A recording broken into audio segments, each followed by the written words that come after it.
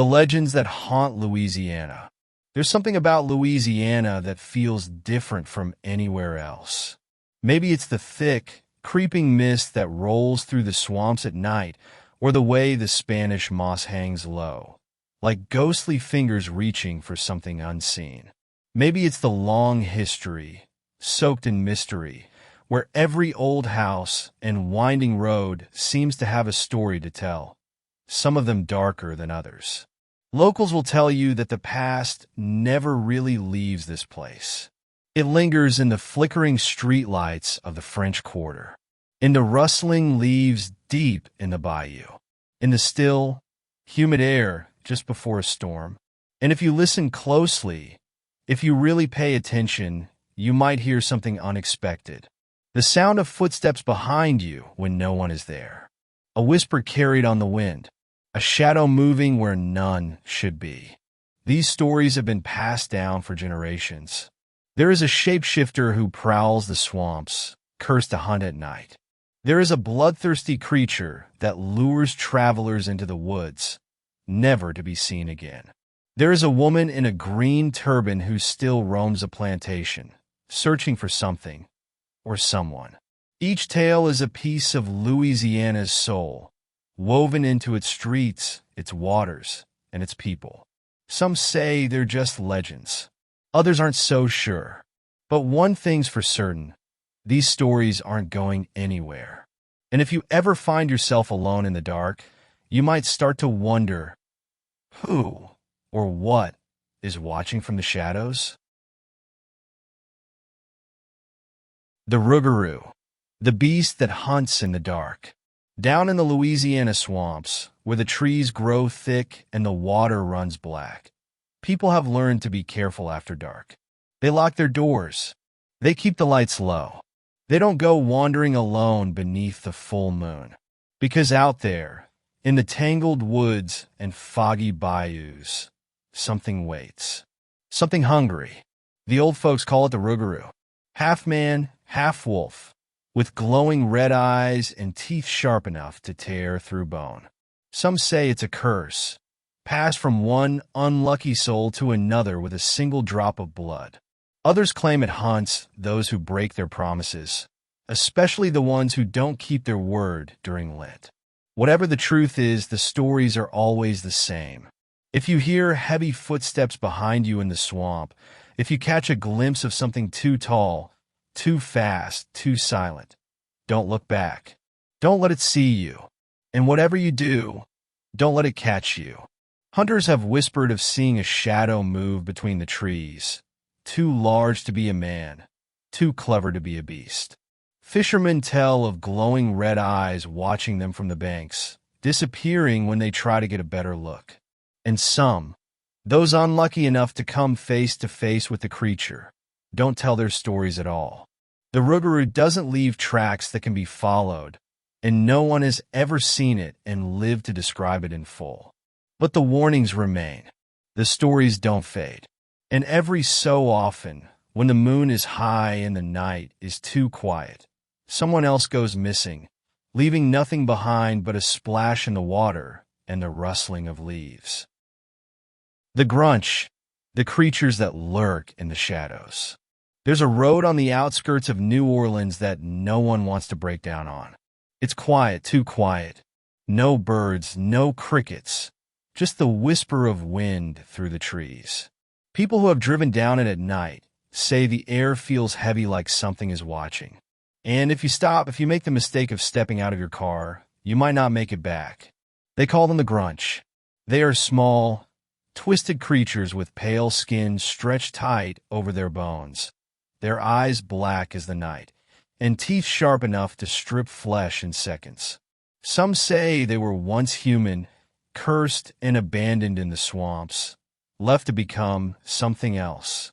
Others believe they've always been here, waiting for foolish travelers to wander into their territory.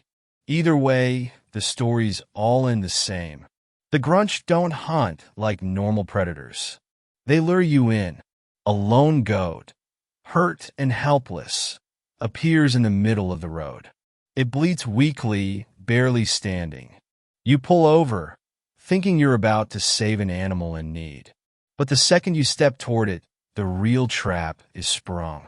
From the shadows, the Grunch emerge, silent, fast, their black eyes locked on their next meal. Some say they move so quickly that you won't even have time to run. Others claim you'll hear them first, the sound of leaves crunching behind you, soft at first, then closer. And if you're lucky enough to get back in your car before they reach you, don't expect them to let you leave so easily. More than a few drivers have sworn their engines died without warning, their radios blaring static as dark shapes circled their vehicles. No one knows exactly how many have disappeared on Grunch Road. The police don't have records of missing persons there, but locals will tell you. That doesn't mean people haven't gone missing. So if you ever find yourself on that lonely stretch of road at night, and you see a goat standing just ahead, keep driving. Whatever is waiting in the trees is counting on you to stop. The Honey Island Swamp Monster, a shadow in the fog. The Honey Island Swamp is the kind of place that swallows sound. It's thick with cypress trees, their roots curling like fingers in the black water. The air is heavy, damp, and filled with the scent of earth and decay. At night, the fog rolls in so thick you can't see past your own hand. And somewhere in that mist, something watches, something waits. The locals call it the Honey Island Swamp Monster.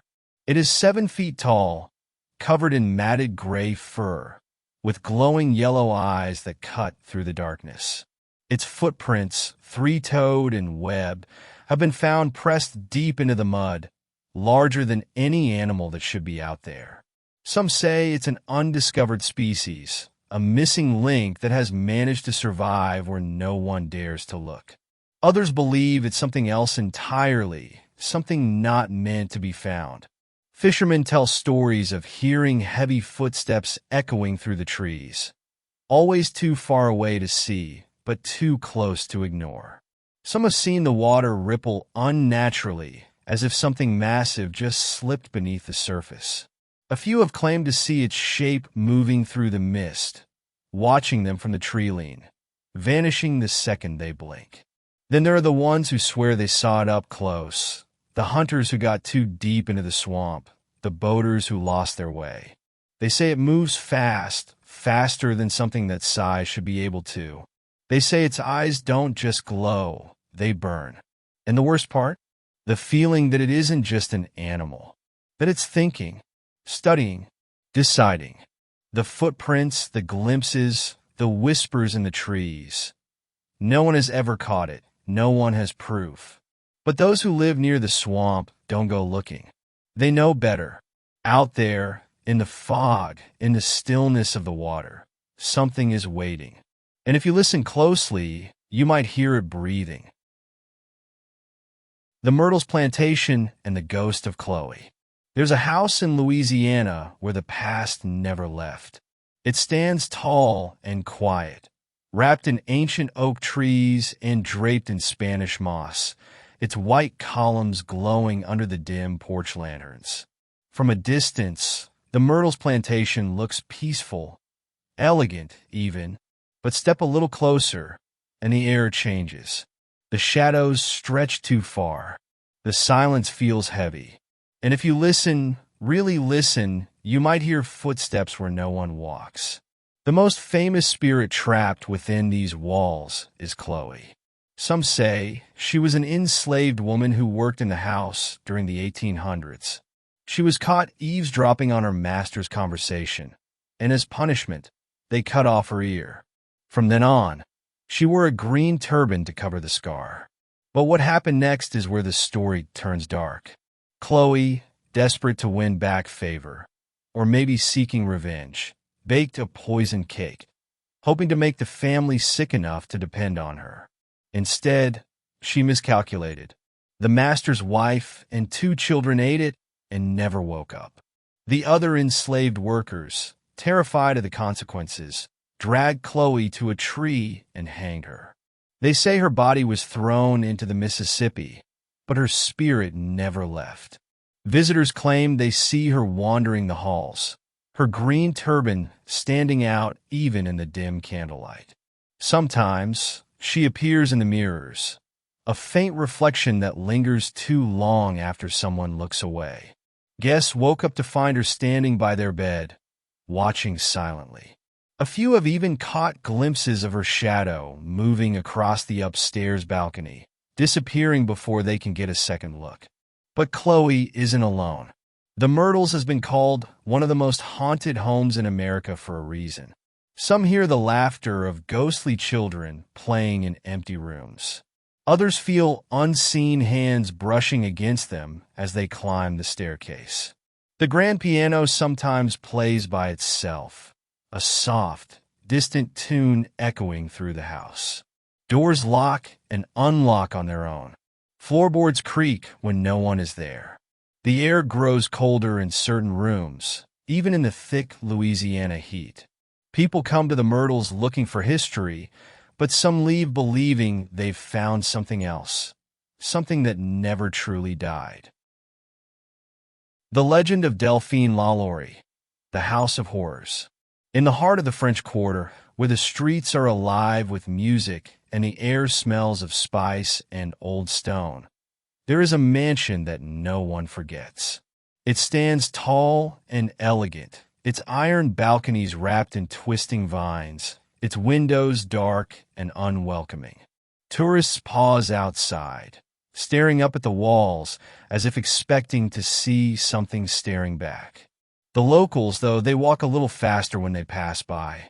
They know the stories. They know what happened inside. The house belonged to Delphine LaLaurie, one of the most respected women in New Orleans high society during the early 1800s. She was wealthy, beautiful, and known for throwing lavish parties.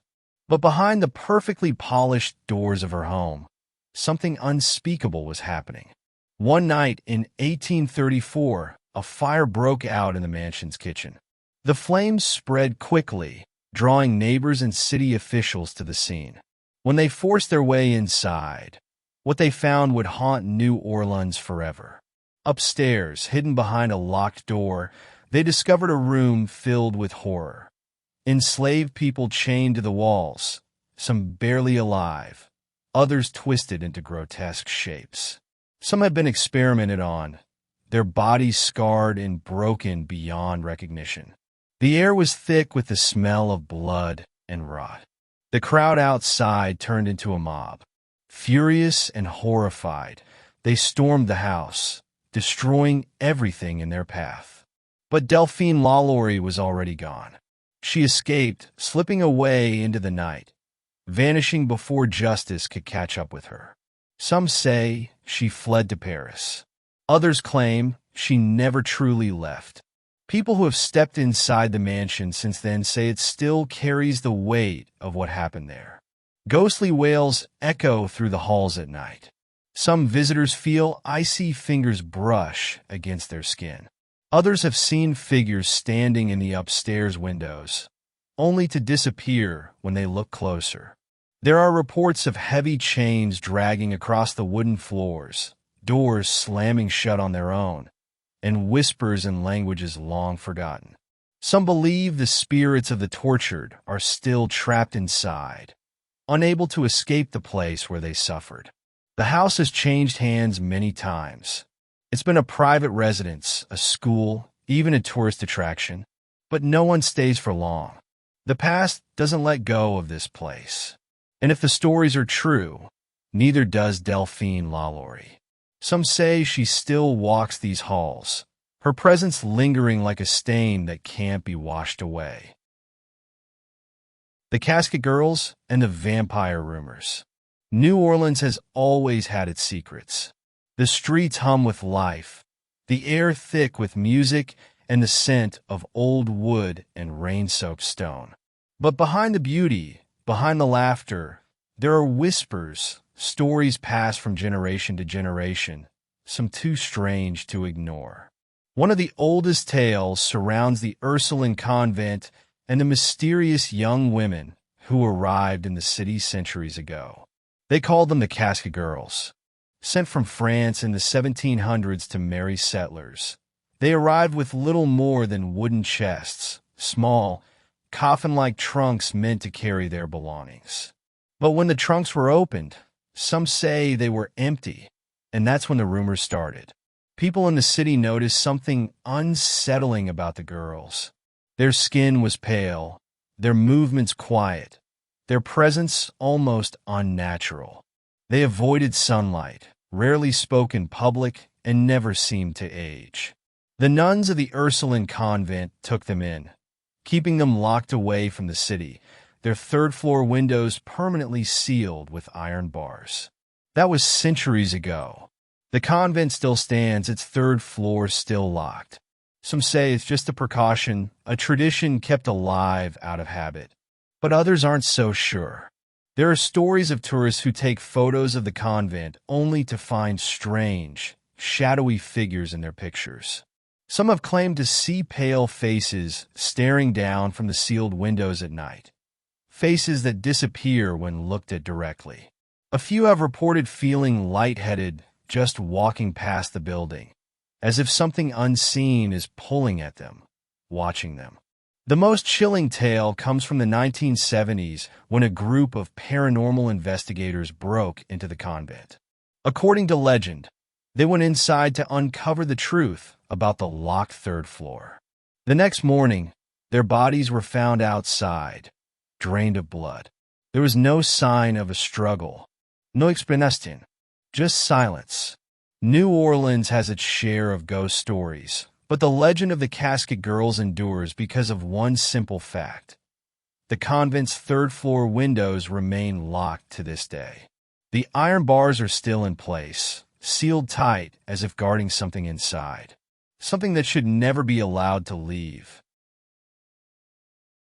The Witch of Manchac Swamp. The Manchac Swamp is a place where the air feels thick and heavy with moisture and the scent of decay. The trees rise like skeletal fingers from the dark water, their branches draped in heavy moss. On quiet nights, when the wind dies and the world holds its breath, the only sound is the slow ripple of water, until you hear something else, a whisper, a song, a voice carried through the mist.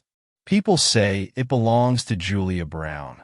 She lived on the edge of the swamp in the early 1900s, an old woman with piercing eyes and a knowing smile. Some called her a healer, a voodoo priestess who could cure the sick with just a touch. Others feared her, believing she held power that no one should meddle with. She was respected, but she was also feared. And then she started to sing. "One day I'm gonna die," she would hum from her porch, rocking slowly, her voice drifting through the trees. "And I'm going to take the whole town with me." People laughed it off at first, shaking their heads at the old woman's eerie warnings. But on the day of her funeral in 1915, a hurricane came out of nowhere. The wind howled, the water rose, and the entire town of Frenier was wiped off the map. Buildings crumbled, trees snapped like twigs, and almost every resident was lost to the storm. Some say it was a coincidence. Others believe Julia Brown kept her word. Even now, the swamp doesn't feel empty. Fishermen who drift too close to the ruins of Frenier report seeing a figure standing on the water's edge, a woman in a tattered black dress, her eyes hollow, her lips barely moving as if still humming that cursed tune. Some say they've heard singing when no one else was around, a soft voice carried on the breeze, growing louder the longer they listen. The swamp doesn't forgive. It doesn't forget. And if you ever find yourself lost among the twisting waterways of Manchac, listen carefully. If you hear a voice in the wind, turn around. Leave while you still can, because Julia Brown is still there. And she might be waiting for you. The Devil Man of Algiers. Algiers sits just across the river from the bright lights of New Orleans, its streets older, its shadows deeper. The houses lean in close, their iron balconies casting twisted patterns on the cobblestone roads.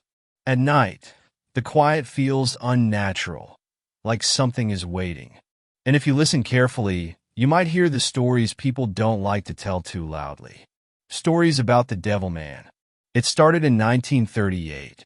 A woman, breathless and shaking, ran into the police station, claiming she had seen something impossible.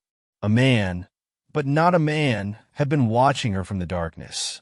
His eyes burned red. His skin was pale and stretched too tight, and when she screamed, he grinned, revealing teeth too sharp to be human. Then, in a blink, he was gone. The next night, someone else saw him, this time perched on a rooftop, his coat billowing in the wind though the air was still. They swore he leaped from house to house, moving faster than any person could. Soon, the whole neighborhood was on edge. Reports flooded in. People claimed to see his shadow flickering under streetlights, his glowing eyes peering through windows. Some even said they heard laughter, low, cold, and wrong, echoing through the alleyways, though no one was there. The police tried to catch him, but every time they arrived, the Devil Man had already disappeared. No footprints, no evidence, just a lingering feeling that something was watching. One man claimed he shot at him, but the figure didn't flinch. Instead, he turned, tipped his hat, and vanished into the night. Then, just as suddenly as he appeared, he was gone. No more sightings, no more whispers in the dark. The city moved on, though some never stopped looking over their shoulders. Even now, on certain nights, when the fog rolls in and the street lamps flicker, people say they see something darting across the rooftops. A figure too tall, too fast. And if you ever find yourself walking alone in Algiers, and you hear footsteps behind you, but see no one when you turn around, don't linger. Keep moving, because the Devil Man might not be as gone as people like to believe. The singing rain of Baton Rouge. Some places carry a silence that feels heavier than others. In Baton Rouge, that silence sometimes breaks, not with thunder, not with wind, but with something far stranger. When the rain falls just right, when the streets are empty and the night is still, some people say they hear something in the downpour. A sound that doesn't belong. A song. It isn't music from a radio, not a voice carried from a distant house. It comes from the rain itself, soft at first, just a hum woven between the drops. But the longer you listen, the clearer it gets. A melody without words, yet full of sorrow, as if the sky itself is mourning something long forgotten. Some believe it's the voices of the dead, souls lost in storms that swept through the city long ago. Others say it comes from the unmarked graves scattered across Baton Rouge. Soldiers, prisoners, people buried without names, their voices rising when the rain stirs the earth. A few insist it's something older, something that has always been there, waiting for the right moment to be heard. Those who have experience to describe the same feeling, an overwhelming sadness, a pull they can't explain. A woman walking near an old cemetery stopped in the rain, frozen, tears slipping down her face without knowing why. A man taking shelter under an awning swore he heard someone whispering his name, though no one was there. Some claim the rain follows them, the song lingering even after they step indoors. Others say the sound disappears the moment they acknowledge it, like a dream fading upon waking. And then there are the few who say they heard more than just a song, that they heard voices speaking in hushed tones, words they couldn't understand but somehow knew were meant for them. Skeptics call it imagination, a trick of water and wind, but the stories don't stop. The next time you find yourself caught in the rain in Baton Rouge, take a moment. Listen closely. If the sound of falling water seems to carry something more, something soft, distant, and filled with longing, you might be hearing what countless others have before. And if you do, don't listen too long. Some say once you truly understand the song, you never stop hearing it. The Devil's Toy Box. Deep in the backwoods of Louisiana, Hidden beyond forgotten roads and towering pines, there's a place people warn each other about. They call it the Devil's Toy Box, though no one seems to know exactly where it is. Some say it was part of an old Halloween attraction, a roadside horror show that shut down after something went wrong. Others claim it's older than that, built by someone who understood things people weren't meant to know. The structure itself is simple, a small, windowless shack no bigger than a tool shed. From the outside, it looks harmless, just an abandoned wooden box lost in the wilderness. But inside, the walls are made entirely of mirrors. 6 panels reflect endlessly, creating a space where reality twists and bends. Those who have stepped inside say the moment the door closes, everything changes. The reflections don't match up. Your movements feel delayed, as if something is watching you through the glass, studying you. Some say they saw themselves move when they hadn't. Others claim they saw something else entirely, a shadow standing behind them, a figure that shouldn't exist, staring at them with empty eyes. The longer you stay, the worse it gets. Some describe a rising pressure, like the room itself is sinking into something unseen. A few have said they heard whispers, voices bleeding through the mirrors, growing louder with every passing second. A man who lasted 5 minutes inside left pale and shaking, swearing the walls had started closing in on him.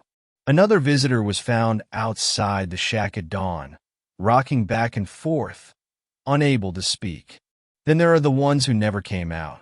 The stories say that sometimes if you step inside the toy box, you don't leave. At least not as yourself. People who claim to have seen it say the door is always open when they find it, swinging slightly as if inviting someone else in. But no one ever stays long enough to test it. No one knows if the shack still stands or if it ever really existed in the first place. But if you ever find yourself deep in the woods, following an old path you don't remember taking, and you stumble upon a small wooden box with no windows, turn around. Walk away. And whatever you do, don't look inside.